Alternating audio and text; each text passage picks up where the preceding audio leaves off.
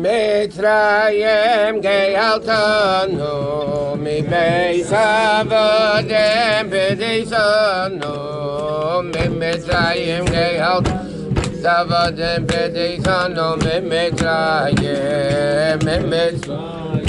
hey, mitzrayim ge'altanu, avadim b'deisanu, mitzrayim, hey, Mitzrayim, ge'altanu, avadim b'deisanu, Mitzrayim, Mitzrayim, avadim b'deisanu, Mitzrayim,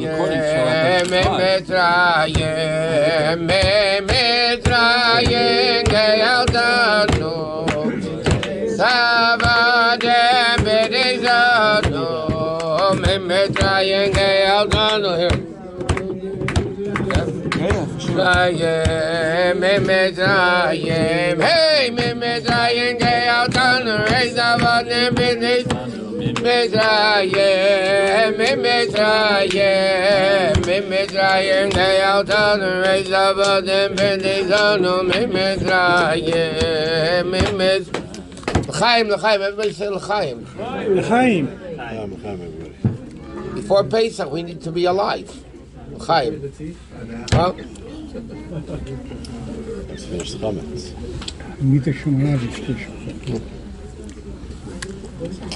You, no.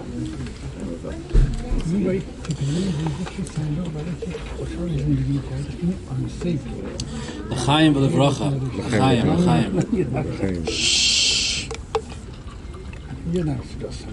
One of the things we say every year in the Haggadah is that if Hashem had not taken our ancestors out of Mitzrayim, Hari onu uvonenu uvnei vonenu mishubodim hayinu lafari b'Mitzrayim, which means that us and our sons would still be slaves to Paroi in Mitzrayim. The simple meaning of it is we're explaining why it's relevant, the fact that Hashem took our ancestors out of Mitzrayim 3,500 years ago. Very nice. Let them clean their house for Pesach. Why, why do I have to suffer? Because Hashem took them out of Mitzrayim. So we explained that it affects us also, because if Hashem hadn't taken them out, then we would still be there till today. So we're thankful because it indirectly is responsible for where we are. So the Rishonim ask, how could we say that if Hashem didn't take our ancestors out of Mitzrayim, we would still be there, when the Torah says clearly that Hashem said to Avraham Avinu that this was destined to last for 400 years. And after 400 years, Hashem said, the Jews would leave with great wealth. So how can we say that if Hashem didn't take them out, we would still be there till today? By the way, I heard a Moira de Kavort. I heard a beautiful insight. There's a very famous Rashi on the words Daber no be'oznei ha'am. Hashem says to Moshe, go to the people and please, Hashem says, please speak to the people and tell them that when they leave Mitzrayim, they should take the Egyptian wealth.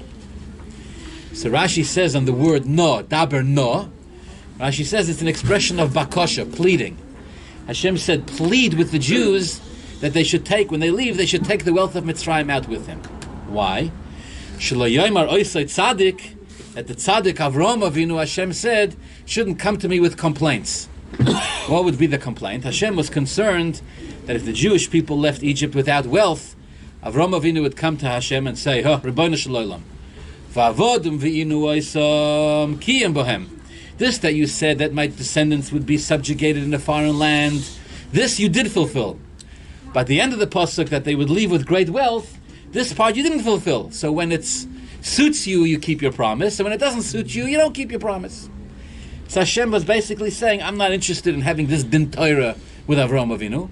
So Daber no b'oznei ha'am, please, if you don't mind, do me a favor, tell the people when they leave, they should take the money out with them. This is what's written. What's written in Rashi. It's a very difficult Rashi to understand, because what does it mean? Otherwise, Hashem wouldn't keep His promise. And what Hashem is afraid of, einteining zachut Avraham Avinu. So I heard a moyer de pshat. I heard it in This pshat is said in the name of Reb Levi Yitzchak of Barditchev. The Barditchever said like this: the Eibishter said to Avraham Avinu, "Va'acharei chein," after 400 years in Golus, Yetzu b'rechush God, they'll leave with tremendous wealth. When Hashem said tremendous wealth, what was Hashem referring to? 401k? Huh? Narasha, few dollars, not Narasha, a couple of dollars that are here today and gone tomorrow.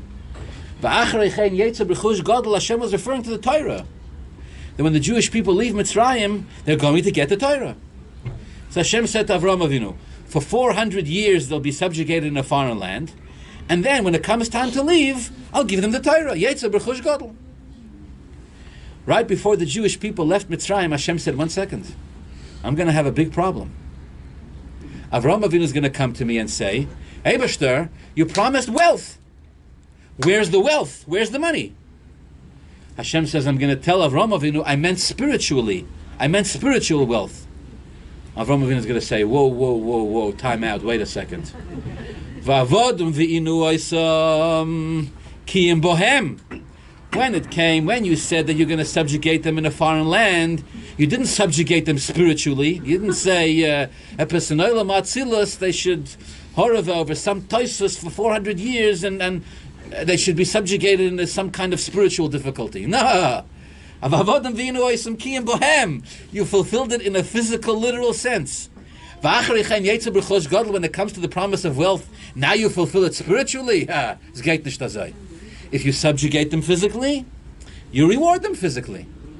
So in order not to have any complaints from Avraham Avinu, Hashem said, you know what, do me a favor. Before it was the only time in Jewish history where Hashem and Moshe Rabbeinu had to plead with Jews to take money. Mamash, plead. Hashem said, please, do me a favor, tell them to take the money spiritually. Tell them to take out the money physically, so that I won't have any issues with Avraham Avinu. So I said over this vort in Shul. So somebody came over to me afterwards and told me an amazing story. That the Kloisenberger Rebbe was, during the Holocaust, he was lying in one of the barracks in one of the concentration camps. He was lying with a Jew who was a richtige, riesige Käufer. No? Translate. You look like you could translate. A richtige, how do you say in Farsi? A richtige, riesige Käufer. Huh? Somebody help me out, no? Chertopert nagu. That's this opportunity for me to use all my Chordan a board and a raftan. Huh? A richtige, riesige Käufer means this guy was a heretic and he was an atheist. Huh? A true blue. He was the real deal, not some guy who woke up on the left side of his bed because he was bored and decided he has questions and he has no questions and he doesn't know. This guy was learned and he was well thought through and he was a emesa Käufer. These guys, they're very geschmack to Farbrengen with this. For different, we'll get to it soon, but they're very, every now and then you meet some. They're very knowledgeable and deep mind and deep heart, and he really struggled and battled and came to the conclusion that he's a Käufer. So this guy, the Käufer, and the Kloisenberger Rebbe, Rahman al-Islam, are lying next to each other in the barracks in the concentration camps. So he turns to the Kloisenberger Rebbe one day and said, Rebbe, ich gehe in Gan Eden. I'm going to Gan Eden. Nicht nur das, he said, not only I'm going to Gan Eden, I'm going to the same Gan Eden as you. Kloisenberger Rebbe said, all right, if you don't mind me asking, based on what are you so sure? Based on what are you so convinced that you're going to Gan Eden? Nicht stam Gan Eden, the same Gan Eden as me. He says, Rebbe, you think I don't know what's going to happen after 120? I know exactly what's going to happen after 120. I'm going to come upstairs, and they're going to say, you, Yankel, the richtige, riesige, true blue Käufer, you're going straight to Gehenna. And I'm going to tell the Beis Shalmaila, one second. I was Jewish enough to be pursued by Hitler. I was Jewish enough to be put in a concentration camp. I was Jewish enough to be put in the same concentration camp as the Kloisenberger Rebbe. We were lying in the same barrack. If we lay in the same barrack in Auschwitz or Bergen-Belsen or God knows where, in this physical world, That's okay. You'll put me in the same place next to him in Gan Eden. If it was good enough over there, Eibishter, it's good enough over there too. Don't tell me no mises. When we come upstairs, the believers go to the right and the non-believers go to the left. No. It doesn't work that way. I was Jewish enough to suffer like a Jew in this world. You'll put me in the same Gan Eden. Thank you very much. They said, the guy told me, the Kloisenberger Rebbe cried when this guy told him the word, and he said, you're 100% right. I'll take you by the hand and we'll go to the same Gan Eden. No questions. Questions are only for Rabbi Shusterman. When Rabbi Shusterman talks, then, because you know why? Because he sends you the bill. I'm not saying you pay the bill. I'm just saying he sends you the bill. Rega, but you have to let me finish the word. Then you ask the question. This is a Farbrengen, Rafi. You know how it works by Farbrengen? Don't answer. I talk for a long time. I'm just getting started. So anyways, back to the word. So we say in the Haggadah that if Hashem didn't take our ancestors out of Mitzrayim, we would still be there till today. So the Rishonim ask, how can you say that when Hashem said, 400 years is 400 years. Time's up. Time's up, time's up. How can we still be in Mitzrayim 3,500 years later? There are many, many answers that are given, but I'm going to share with you one which I think is very powerful. The Rebbe compares it to the din of an Eved Ivri. What happens with an Eved Ivri is the Torah says, Sheish Shonim Yavoid. What's the story with an Eved Ivri? He's sold into slavery. He sells himself. He becomes a slave to another Jew. The Torah says, you're a slave. You've sold your identity. You've sold practically your soul for a few dollars, for whatever reason. Beseder. Nish Beseder. Sheish Shonim Yavoid. For 6 years you'll be a slave. Ubashvius comes the 7th year, you walk. Okay. Nobody can become a slave for more than 6 years. Doesn't matter how long, doesn't matter why, who sold you, why you were sold. Sheish Shonim Yavoid, at the end of 6 years is the expiration, you're done. V'im Omar Yoimar Eved, what happens if toward the end of the 6 years, the Eved says, you know something? Ahavti Asadoni, I love my master. I love being a slave. Lo Yeitzei Chavshi, I'm not going free. I'm staying here. Oh, says the Torah, in that case, we pierce his ear. Va'avodai la'olam, the pasuk says. He becomes a slave. The literal translation of the word la'olam is forever. The Gemara says it means till yovel. But the translation of the word is la'olam, meaning, when circumstances put you into slavery, 6 years and you're out. When you choose it for yourself, va'avodai la'olam, you're stuck there forever. Says the Rebbe, it's the same thing. Hashem said to Avraham Avinu, I will subjugate the Jews. 400 years. 400 years and they're done. Finished. Yetzer b'chush gadol. On one condition. Well, not on one condition. There's only one thing that can break that. That is if the Jew himself says, you know something? I think I'll go back to Mitzrayim. I think I'll choose being a slave in Mitzrayim over and above freedom. I think that even when you hand him freedom on a silver platter and you say, here, be free, he kicks it out of your hand and says, I refuse.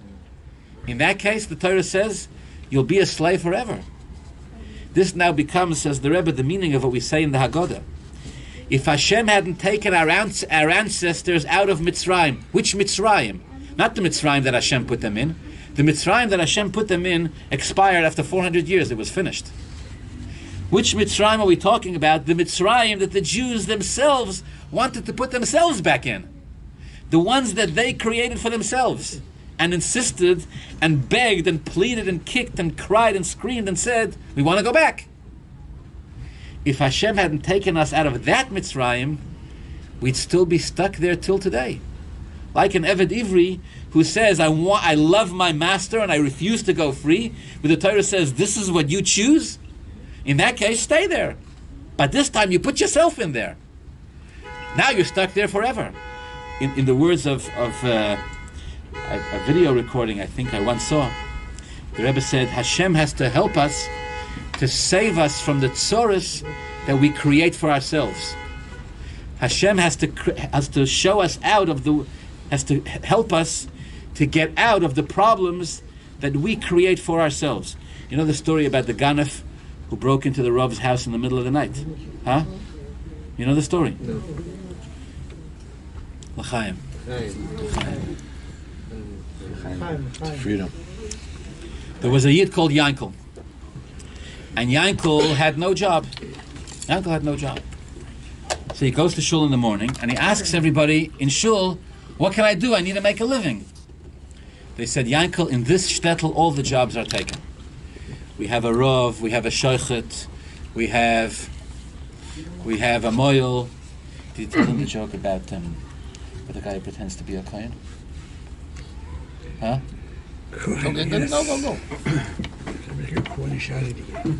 If you heard this joke before, I'm sorry. If you didn't, I'm not sorry. A guy comes to the United States of America, 1948. He decides he's going to reinvent himself. That's it. In Europe, he was a schlepper and a schlamazel. And here in the United States of America, he's a macher. So he goes to the store and he buys himself a beautiful suit and a shiny pair of shoes and a brand new hat. And he walks into shul, and he walks right up to the front, what they used to call Mizrach, right up to the front, and he stands there and he feels like $1 million. And within 2 minutes, the Gabba comes over to him.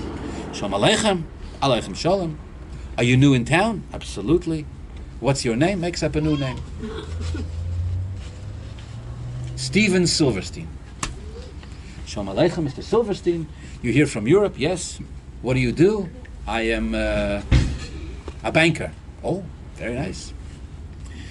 Welcome to town. All right. They start davening. An hour later comes time for Kriyas HaTorah. Maybe Mr. Silverstein, are you a Kohen, Levi, Yisrael? He decides as part of his new identity, he's a Kohen. Finished.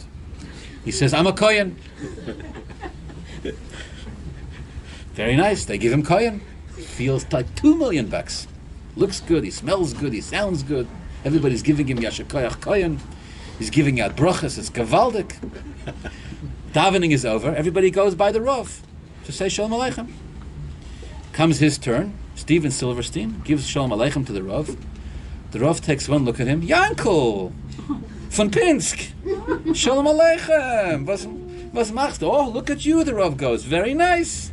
I see you bought yourself a new suit. In Pinsk, everybody knew you were a Shlamazel and a Shlemiel and a Nudnik and a Tzudreiter, and your father was also, we ran with the same business, and your grandfather, Nishlovas for sure. Very nice. I'm very happy for you. Beautiful. Then the Rav looks at him and goes, wait a second, Yankel. All right, Steven. But Yankel, 1 second. A Kohen? I knew your father. I knew your grandfather. Nobody was a Kohen. Was Dreistag Kop. I understand you want to reinvent yourself, Gesundheit, but you're not a Kohen. With a dead straight face, Yankel looks square at the Rav and goes, Rav, Herzachaim. This is United States of America. Ob du kennst sein der Rav, ich kann sein a Kohen. If you can be the rabbi, I can be the Kohen. No problem. So back to my story, Yankel needs a job. So Yankel comes to shul. They tell him all the jobs are taken. The Rav, the Shoichet, the Moyel, the butler, the baker, the candlestick maker, the Vaudevillist, everything is taken. So yeah, but was hab ich gesündigt? I need Parnassa. They told him the only job that's available is a ganef. Every city, every self-respecting city needs a ganef. This city doesn't have one. You can be the local ganef. Say that. What is the job description? What are the terms? So the way it works, every night you choose one korban, every night you choose one house, and you break in between 2 and 3 a.m., and you take kedei lefarnes ishto ubnei beisa, you take as much money as you need to support your family, you leave, you don't ever hurt anybody, chas v'sholem, you don't take more than you need, you don't take any less, and this way everybody will know that you're Yankel, the honest and straightforward, upstanding ganef, and this is the way it is. Beseder. Everybody's got to make a living, you know. Beseder. But they tell them there's only one caveat. For what? Catch. One catch. There's one t'nai. In the house of the Rav, you don't go. Kodesh Kadosh. Nobody breaks. I'm sorry. This is where we draw the line. Meshuga. But no, in the house of the Rav, you don't go. Say them. He accepts. Yankel was a fantastic ganef. Everybody knew and appreciated him for the great service he provided for the community. Every night he would break in. He was honest and reliable. He would never broke anything. He never took more than he needed. He took, and not only that, every now and then they give him shishi. It was bambash gewaltig. And it was very transparent. Very transparent. One night, by mistake, he broke into the house of the Rav. By mistake, he didn't realize. He was walking down the street, didn't chop, climbed through the chimney, like you know who, and landed. To his mazel, the Rav is sitting. Now, why can't you break into the house of the Rav? What's the problem? The Rav stays awake all night and learns, because during the day he's busy answering shilas. At night he learns. So the Rav is always awake. So as soon as Yankel the Ganef goes right through the chimney, he lands on the dining room table, on the big open Gemara of the Rav. And the Rav is sitting and learning. Maybe the Rav was learning a sugya about a Ganef, maybe. And while he was learning about the Ganef, Yankel shows up. And the Rav takes a look. Shalom Aleichem, Yankel. How can I help you? So Yankel looks around, and what is he going to do now? He says, Aleichem Shalom. Buying time. Always very effective. Always buy time. Aleichem Shalom. So the Rav says, what can I do to help? Next question. So Yankel thinks, he says, Rebbe, ich gekimmen fragen a shaila. I came to ask you a shaila. What's the shaila? This must be a very important shaila. Not only an important shaila, an urgent shaila. The type of shaila, he must have been afraid he was going to forget his shaila unless he, jumped through the chimney. All right, Yankel, go ahead. I'm riveted. What's the shaila? So he looks around. He doesn't see the door. Now he's got nothing else to say. You understand? There's nothing else on the cards of what to say. So he goes, Rebbe, the shaila is, I'll say it in Yiddish and I'll translate it. Wie kriegt man aruis von dannen, was schneller, was besser? It's a play on the words. How do I climb out of here? The sooner the better. How do I get out of here? As soon as possible. He was like basically saying, Rebbe, I've gotten to a point, I'm so desperate, I need to get out of here as soon as possible, but I feel trapped. I don't know how. How do I get out? Sometimes a person feels like they're stuck. They don't know how to get out. What do? That's the koyach of Pesach. I don't know if any of you have seen the family of Rabbi Shlomo Schwartz, Olav Hashalom, put out a book on him. Maybe some of you have seen it. Yes? Maybe some of you knew him. He was a fascinating person and a shliach of the Rebbe for many years and an amazing guy. So I heard the following story from Rabbi Shlomo Schwartz. He was not born into a Chabad family. He came to Lubavitch. He came to Chabad. What was the trigger? How did he end up in Lubavitch? So this is, I'll tell you the story as I heard it from Rabbi Shlomo Schwartz, Olav Hashalom, himself. He said, I was learning as a young child in a yeshiva called Ner Yisrael in Baltimore. The yeshiva of Ner Yisrael is not known to be mamash a Hasidic yeshiva. Not because it isn't. Now, if you paid attention to my words, I didn't say it's not a Hasidic yeshiva. You'll soon see. It is a Hasidic yeshiva, but it's not known as being a Hasidic yeshiva. I was learning as a child in Ner Yisrael, Rabbi Shlomo Schwartz, around bar mitzvah age. One day, the Rosh Yeshiva gave a patch on the table like this and made the following announcement. Quote, any bocher, any yeshiva student who will be caught attending the underground Tanya Shir will be expelled from my yeshiva immediately. No questions asked. End of the announcement. Now says Rabbi Shlomo Schwartz, number one, I had no idea why it was so terrible to attend the underground Tanya Shir that anybody who did would be immediately expelled, and why the Rosh Yeshiva was so upset about it. No clue. Number two, to tell you the truth, I hadn't even known that there were underground Tanya Shirim even going on until this announcement is made. In fact, said Rabbi Schwartz, I never heard of Tanya, ever. I never heard of it before. But I did know one thing. I knew that I was going to be at that underground Tanya Shir as soon as it would be given, and I would soak up every word. Because if this Rosh Yeshiva is ranting and raving and saying that any bocher who gets caught there is going to be kicked out, something's going on there. Now we don't know what yet because he's never learned Tanya before. But we're going to find out. And sure enough, that's how he began his road of becoming a Lubavitcher Chassid and a Shliach of the Rebbe, who had an influence on hundreds and thousands and probably tens of thousands of people.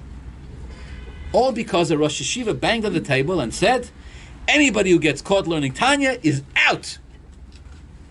Min HaShamayim, it was destined such that some young man should hear this, and that should be the beginning of his path. So what am I saying? The reason why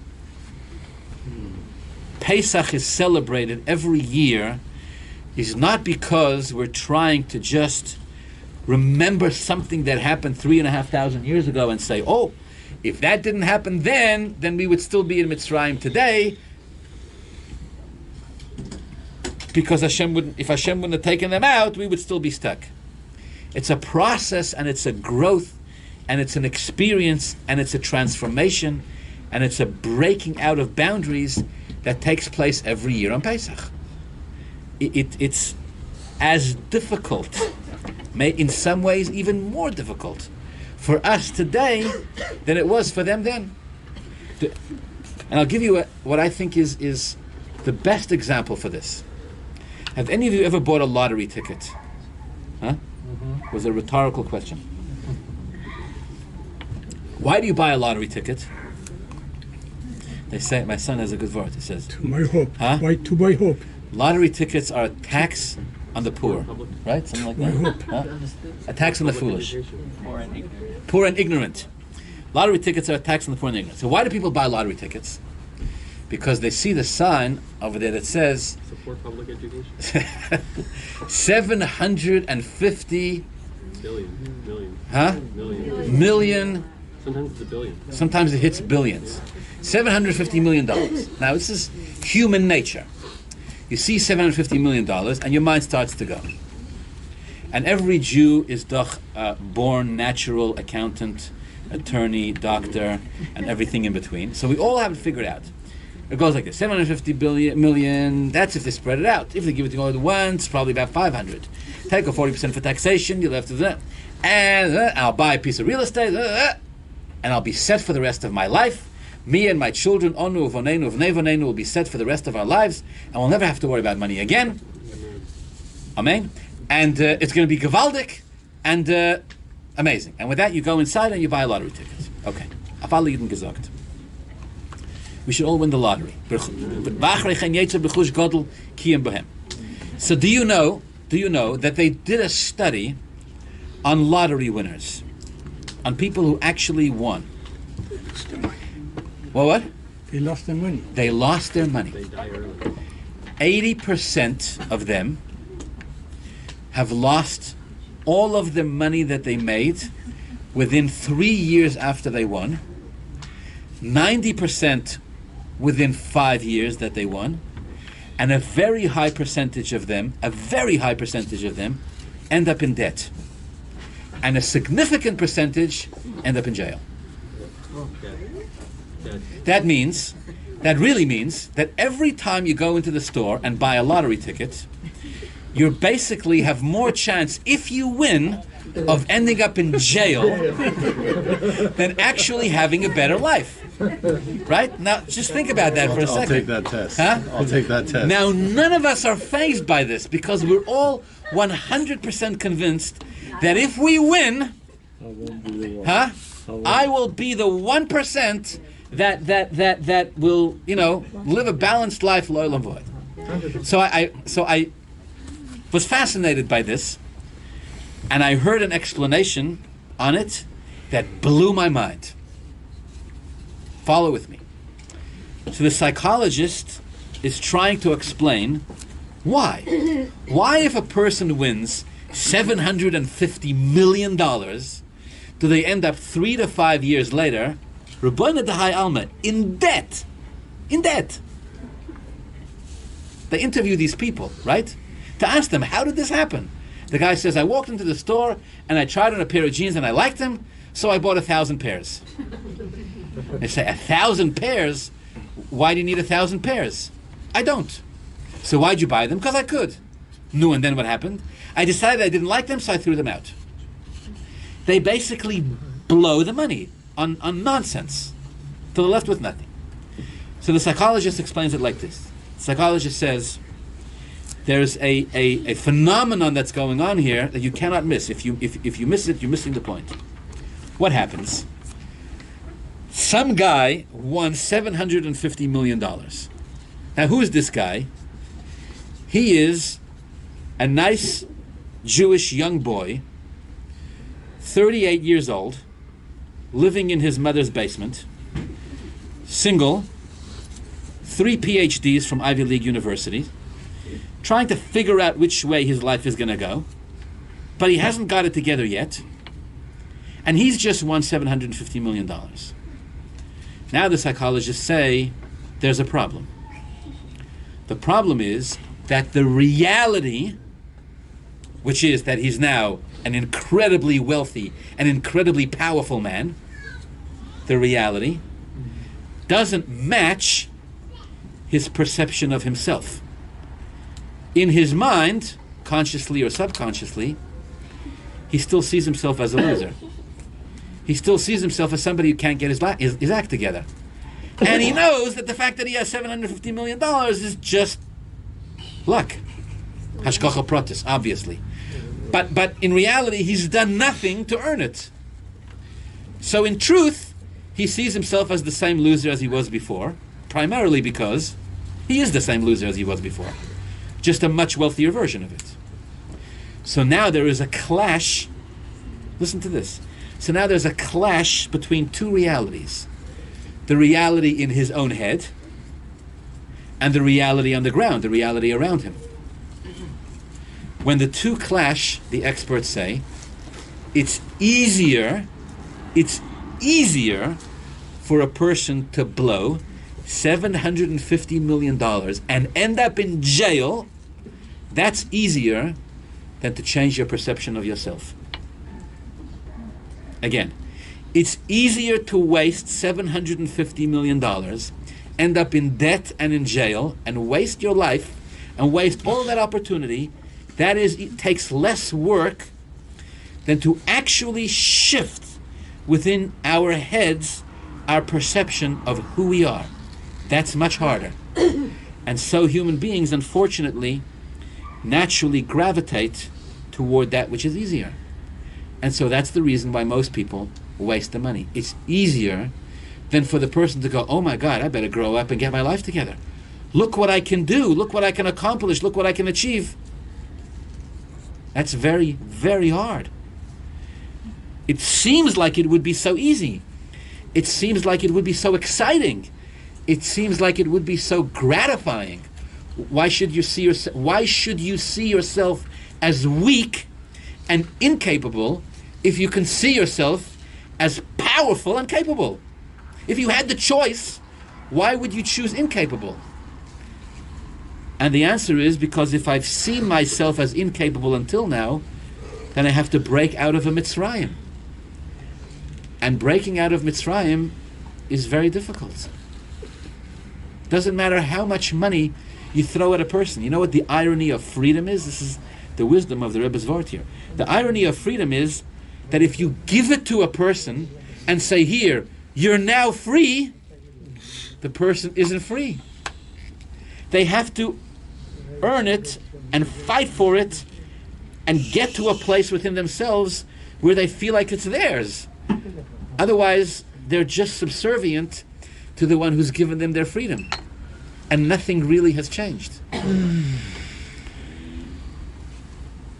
So Hashem gave us 4 days before Pesach a day like Yud Aleph Nissan, when the Rebbe's neshama is sent into the world, and the Rebbe's call, the Rebbe's shlichus, if you could say such a thing, his call to every one of us is to give us the tools to break out of our own Mitzrayim, is to tell us that we're not who and what and where we think we are. We have allowed ourselves to get lulled, to be fooled. We've allowed the Yetzer Hara. We've allowed ourselves to believe that we're living in our mother's basement with 3 PhDs. Halavaya funds gesagt. Papa has done. Huh? PhD is Papa has. Papa has. We've allowed ourselves to get lost. And Yud Aleph Nissan says, it's not true. The reality around you is not like that. That's not what's going on.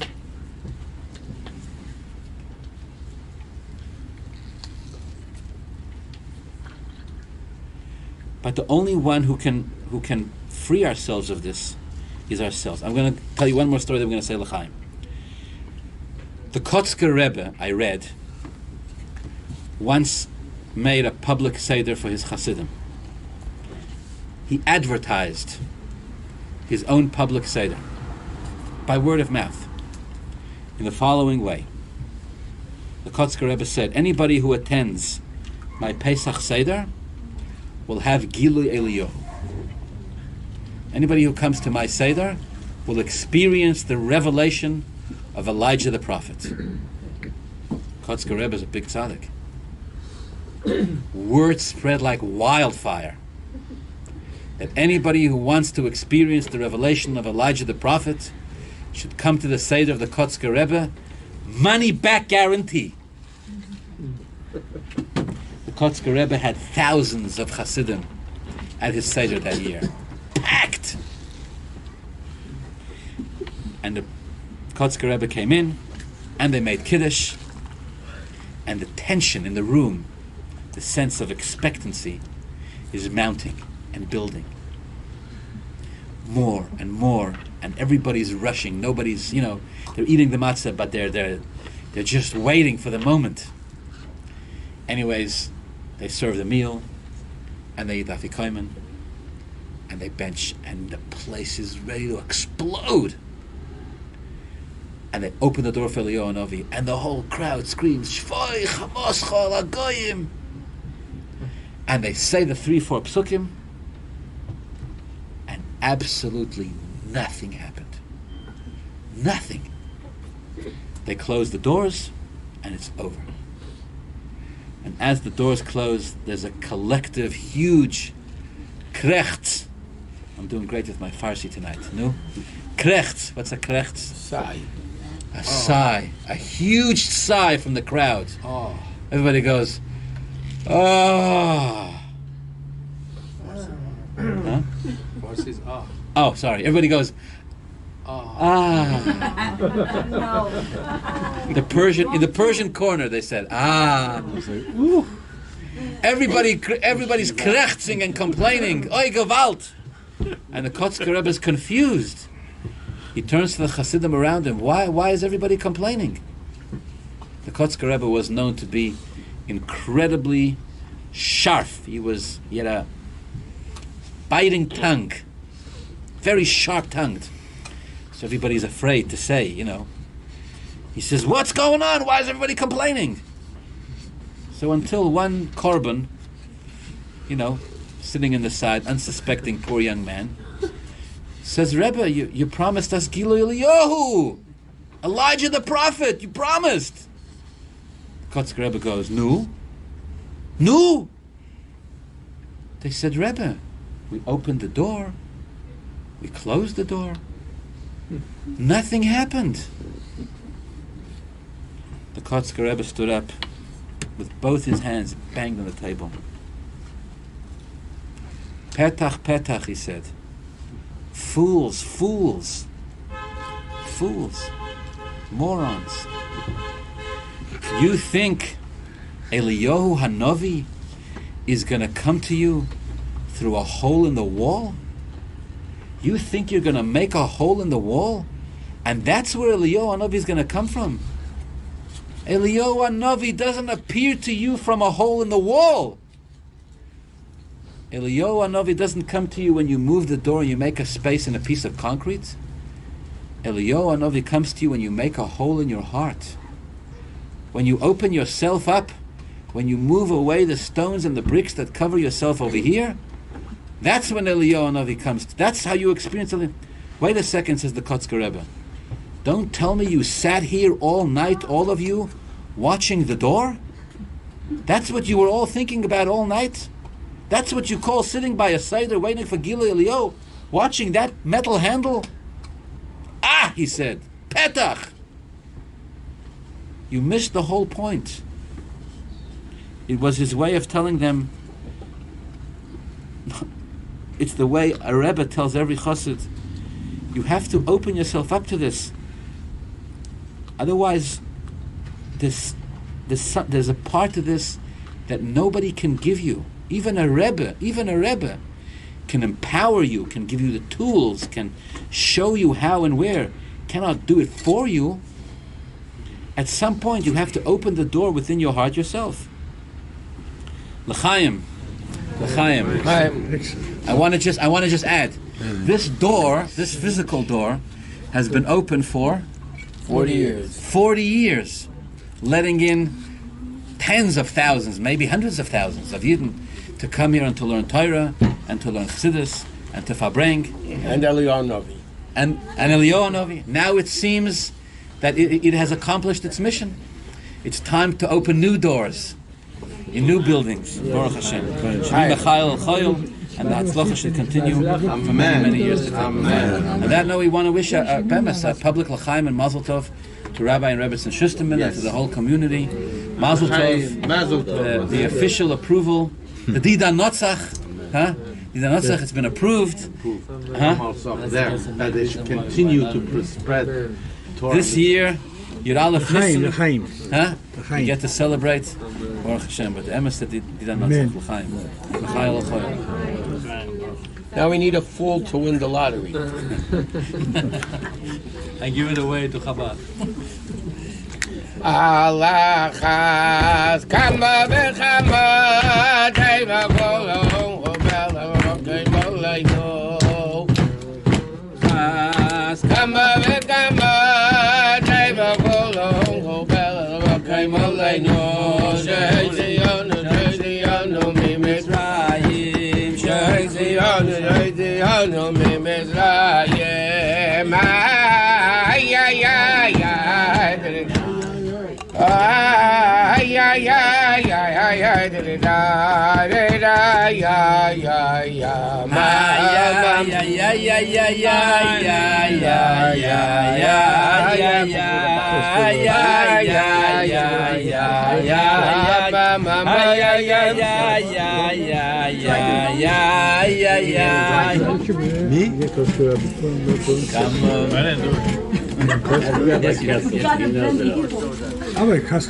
Rebbetzin, these jokes are older than the shul. Kotzker Rebbe. The Getter, he was the first Getter Rebbe was a student of his. The dynasties get it. Ay ay ay ay ay ay ay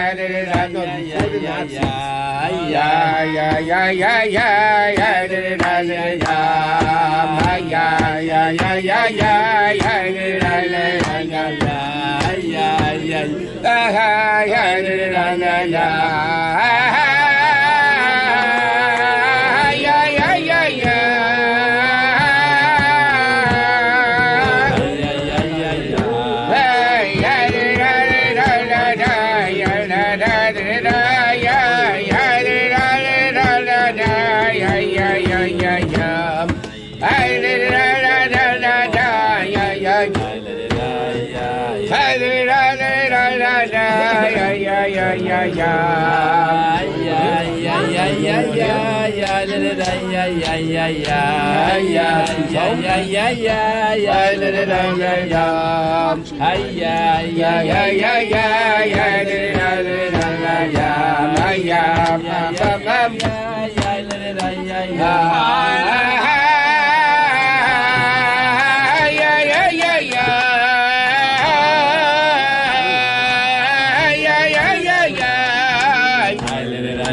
Don't use my fork.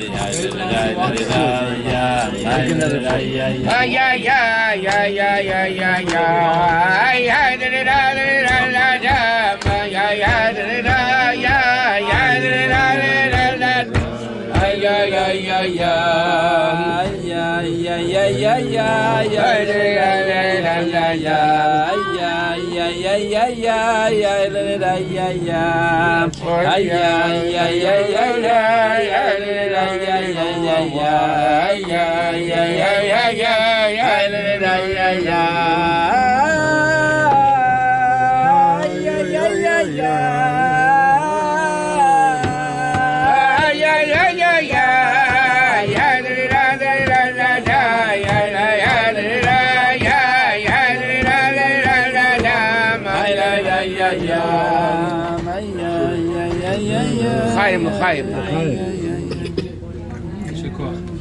Chazak Baruch. Come again. Always on next year. So you're always welcome. Don't come here next year. Next year I'll listen. Yeah. It's coming very soon. Next year in the bank. Tomorrow we are. Friday we are. Huh? Oh, yeah. Peppers.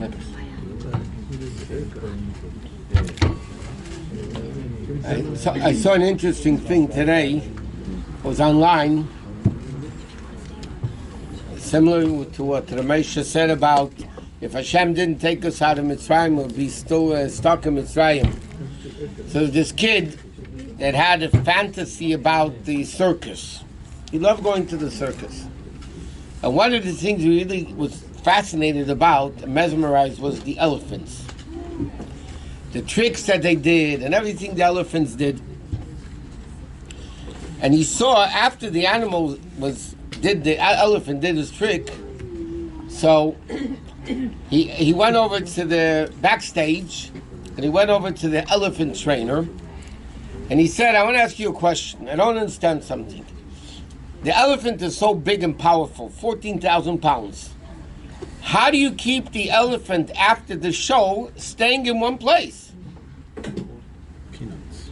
She showed him that on the elephant's foot, there's a metal chain, and the chain is tied to a little peg that's in the ground. And he says, this is what holds the elephant in place. So the kid says, are you kidding?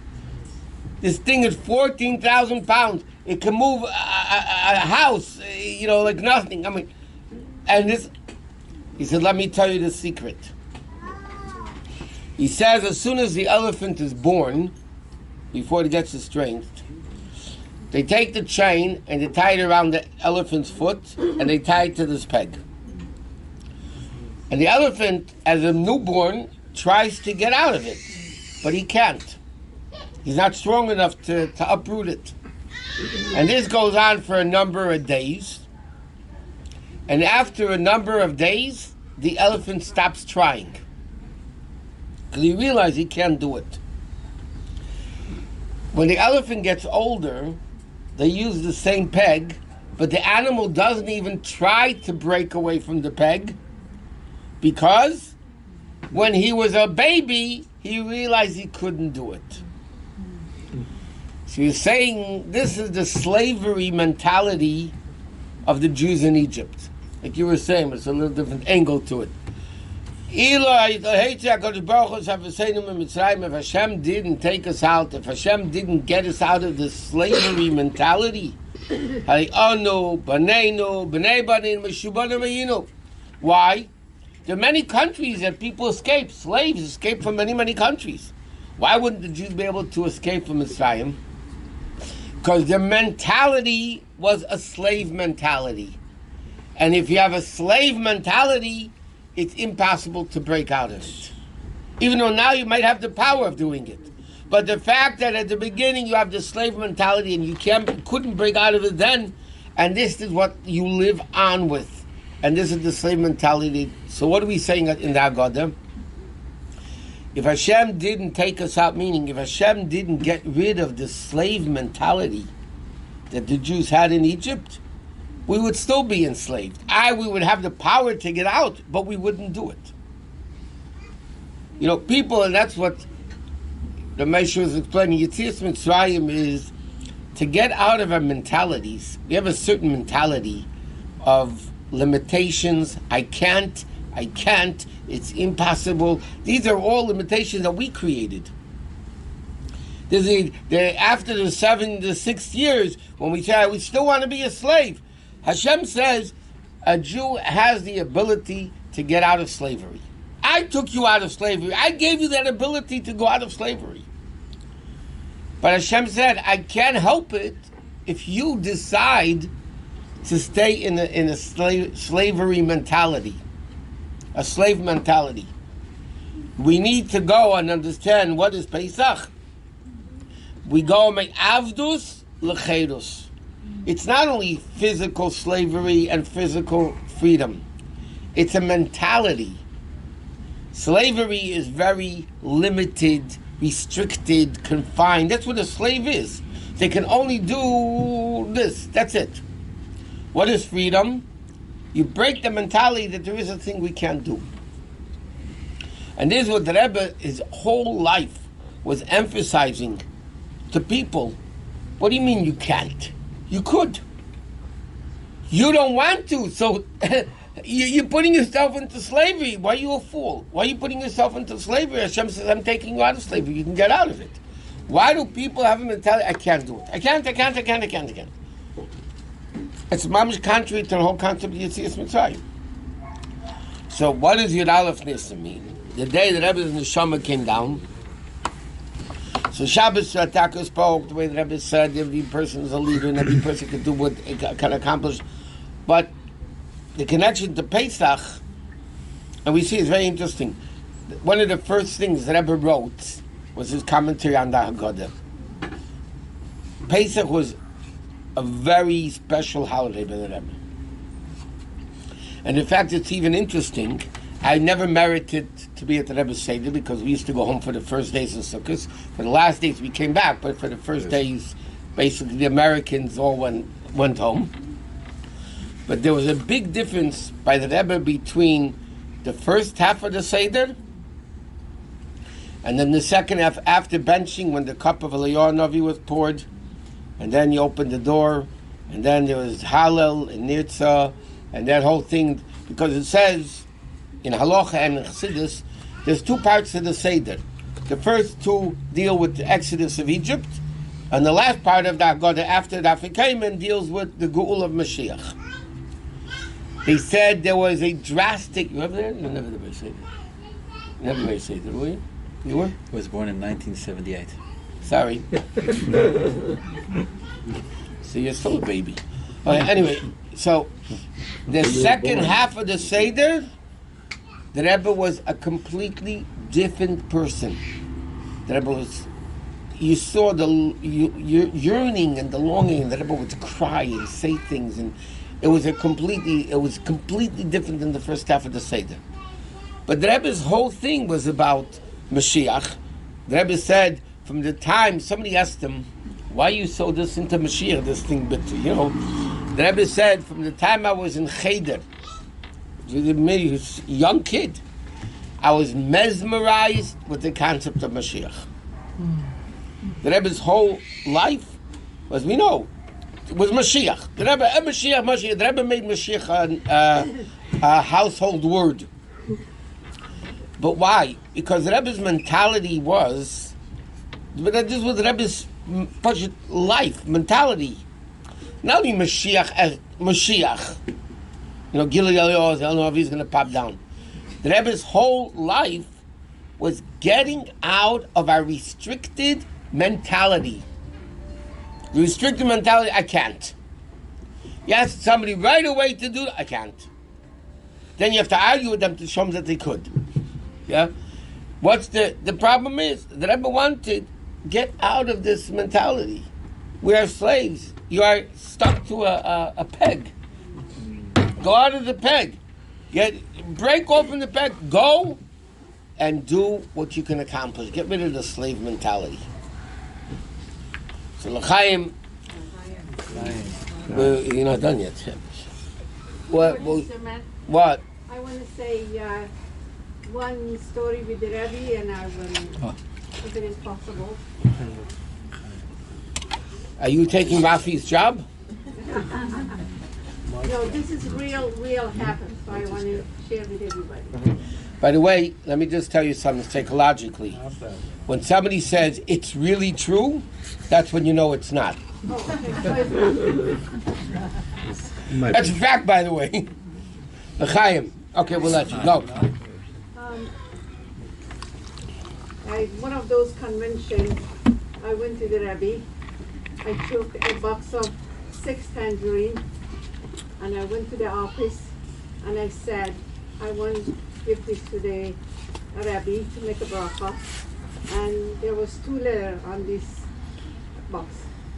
One letter was from a lady that she had 1 boy, and she really wants to have another children, and she couldn't have it. So she wrote on that letter that she wants to get a bracha so she have more children. And there was another letter from my cousin that he wants to get married. And so I went for the convention and I gave this, and I came back from the trip, and that's the same lady that she asked to take the letter to the Rebbe. She asked me if I would take care of her son for a couple of days. She wants to go for a trip. And so she's supposed to go Wednesday, come back Thursday. Thursday she called me back and she said, can you take this baby one more day? I will come Friday. Friday, I was sitting and making rice, and she comes with a baby, and she gives it to me, and she said, Vicky, what are we going to do? This baby needs to be fed, I said, her name is also was Vicky. I said, where did you get this baby? How did you get it? She said that her mother bought this baby from another lady, and so she gave it to her. And so we had to do the Child kidnapping. What? Yeah. Adopted. They didn't buy. Yeah, no. That's illegal business, buying babies. So adopted. Thank you for the clarification. It's a Persian thing.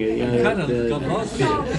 The mother adopted the child and bring it to the daughter, and so we had to do the bris, but the mother swore that she's not going to say to anybody who's the name of the mothers of the child, but she's Jewish.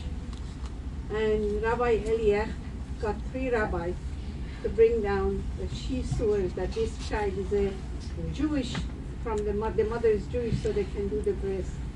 6 months later, she got pregnant, and she had her own baby. Mazel tov. Mazel Yemin Hashem, Yemin Ma, Yemin Hashem, Meichachayel, Yemin Hashem, Yemin Ma, Yemin Hashem, Meichachayel.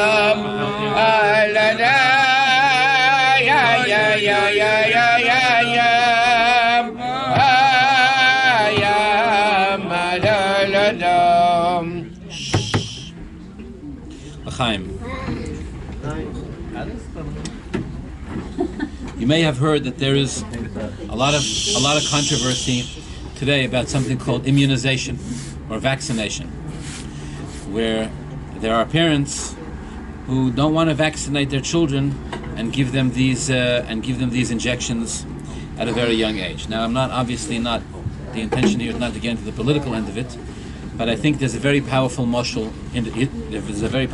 here. What is a vaccination? You take a young child, and you take this young child. You have to protect this young child from various terrible diseases, Rahman al-Islam, deadly diseases. So how do you protect a child? The kid is just born, is a couple of months old. How do you protect a child from these types of deadly diseases? So medicine came up with such a chachma that you take the disease itself and you inject a little bit of it into the bloodstream, into the body of the child. You actually inject the disease into the child. In some cases, non-active parts of the disease, and in some cases, active parts of the disease. How do I know? How do I know some cases active? Because you went to medical school. No, because I gave the mashal in front of a doctor, and I said that they inject non-active parts because I was trying to be politically correct. And he corrected me. He said, no, sometimes they put in even active parts. That means they actually inject the disease into the kid. What's the seichel? You want to protect the child from the disease, so you inject him with the disease. What's the pshat? You inject a little bit, enough that the body has the ability to develop the antibodies necessary to fight off the disease. And then, once it develops the antibodies to fight off a little bit, then, even later, if it's exposed to the full measure of the disease, the body will fight it off, no problem. It's already rogil bekach, it's already accustomed to it, and it can fight it off. So some parents say, Rahman al-Islam, but who knows what kind of side effects this could have? Very dangerous thing. Other parents say, no, what are you talking about? This Bori V'Shema, this protects the child from God forbid, from measles and from all of these. So I think in a ruchnistic sense, it's a very powerful mashal. People ask, why should we be so thankful to Hashem for taking us out of Mitzrayim when Hashem put us in Mitzrayim? Imagine, I put you in Mitzrayim, right? Imagine you take somebody's head, put it underwater for X amount of time, then you release it. The person goes, say, oh, see, I was nice to you, right?